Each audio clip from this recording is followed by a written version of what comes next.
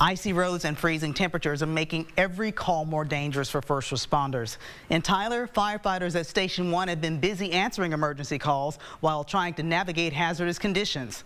KLTV's Emma Burns shows you how they're still getting the job done.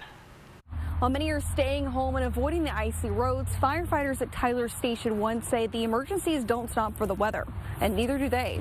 From medical calls to vehicle accidents, Tyler Battalion Chief David Admire says their teams are taking extra precautions to respond safely. Crews added chains to their fire engines and adjusted response speeds to account for the ice.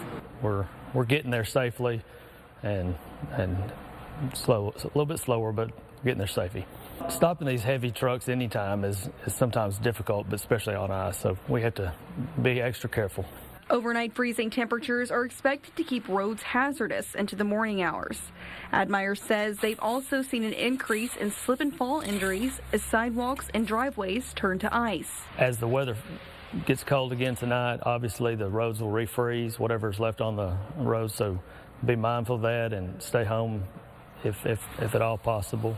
They also remind residents to use heating sources safely to prevent fires and carbon monoxide leaks during the cold snap. Admire recommends installing a carbon monoxide detector in your home and to not use any gas or charcoal heating or grills inside your home. Anytime the weather gets this cold, structure fires tend to go up just because more people are staying at home. We're always on alert, even more so when it's cold. Until the roads are clear, Admire urges residents to stay home to stay safe and be mindful of emergency vehicles on the roads. Emma Burns, KLTV 7 News.